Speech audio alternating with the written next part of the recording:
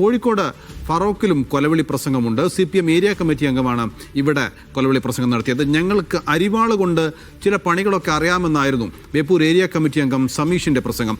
മുസ്ലിം ലീഗിന്റെ വിജയാഹ്ലാദ പ്രകടനത്തിനിടെ പടക്കം പൊട്ടിച്ചതുമായി ബന്ധപ്പെട്ട് ഇവിടെ സംഘർഷം ഉണ്ടായിരുന്നു. ഇതിൽ പ്രതിഷേധിച്ച് നടത്തിയ CPM പ്രകടനത്തിനിടെയാണ് പ്രകോപനപരമായ പ്രസംഗം നടത്തിയത്. ഇനിയും ഞങ്ങളെ പ്രവർത്തകർക്ക് നേരെ ഏതെങ്കിലും തരത്തിലുള്ള പ്രകോപനം നിങ്ങൾ സൃഷ്ടിച്ചാൽ നാളെ ഇവിടെ മുസ്ലിം ലീഗ് കരിദിനം ആചരിക്കേണ്ടി വരും. ഒരു തർക്കവും നിങ്ങൾക്ക് വേണ്ട. ഞങ്ങൾ പ്രഖ്യാപിക്കുകയാണ്, ഞങ്ങളുടെ ചിഹ്നം അരിവാൾ ചുറ്റിക നക്ഷത്രമാണ്. ഞങ്ങൾക്ക് അരിവാൾ കൊണ്ടും ചില പരിപാടി അറിയാം. അത് ഇവിടുത്തെ മുസ്ലിം ലീഗുകാരന് ബോധ്യപ്പെടുത്തി കൊടുക്കാൻ അവസരം മുസ്ലിം ലീഗുകാരനായിട്ടുണ്ടാക്കരുത്. അനീസ് അലിയാണ് വിവരങ്ങൾ നൽകാനുള്ളത്. അനീസ് അലി, അരിവാള് കൊണ്ട് എന്തൊക്കെ പണിയാണ് ഇവർക്ക് അറിയാവുന്നത്?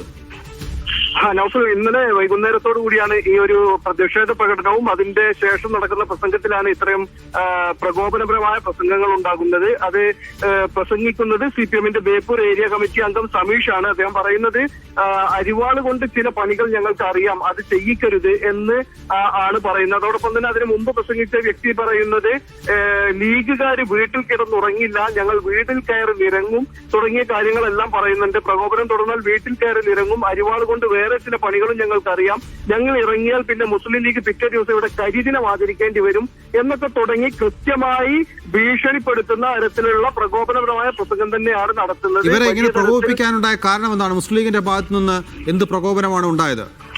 വിജയാഘോഷവുമായി ബന്ധപ്പെട്ട് ഇവിടെ പ്രദേശത്ത് ഫറോക്ക് മുനിസിപ്പാലിറ്റിയിൽ 4 വാർഡുകൾ CPMൽ നിന്ന് മുസ്ലിം ലീഗ് പിടിച്ചെടുത്തിരുന്നു. നേരത്തെ CPM വിജയിച്ചിരുന്ന CPMന്റെ സിറ്റിംഗ് വാർഡിൽ മുസ്ലിം ലീഗാണ് ഇത്തവണ വിജയിച്ചത്. 4 വാർഡുകൾ വിജയിച്ചിരുന്നു. ഇതിനെ തുടർന്ന് ആ പ്രദേശത്ത് ആഘോഷ പരിപാടികൾ മുസ്ലിം ലീഗ് നടത്തുന്നതിനിടെ പടക്കം പൊട്ടിച്ചതുമായി ബന്ധപ്പെട്ട് സംഘർഷമുണ്ടായിരുന്നു. പടക്കം CPM പ്രവർത്തകന്റെ വീടിന് മുറ്റത്തെ തെങ്ങിലേക്ക് വീണു എന്നതുമായി ബന്ധപ്പെട്ടാണ് സംഘർഷം ഉണ്ടായത്.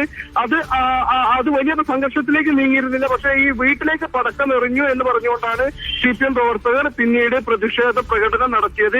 എന്തായാലും ഇത് ഒരു സംഘർഷത്തിലേക്ക് പോവുകയാണെങ്കിൽ ഞങ്ങൾ ഇപ്പോൾ വളരെ സംയമനത്തോടെയാണ് സംസാരിക്കുന്നത് എന്ന് പറഞ്ഞുകൊണ്ടാണ് CPM പ്രസംഗിക്കുന്നത്. പറയുന്നത് സംഘർഷത്തിലേക്ക് പോയാൽ അതുകൊണ്ട് ലീഗിന് നഷ്ടങ്ങൾ ഉണ്ടാകും, അത് മുൻകാല ചരിത്രം അങ്ങനെയാണ്, ലീഗുകാർ ആലോചിച്ച് ഇറങ്ങിയാൽ മതി.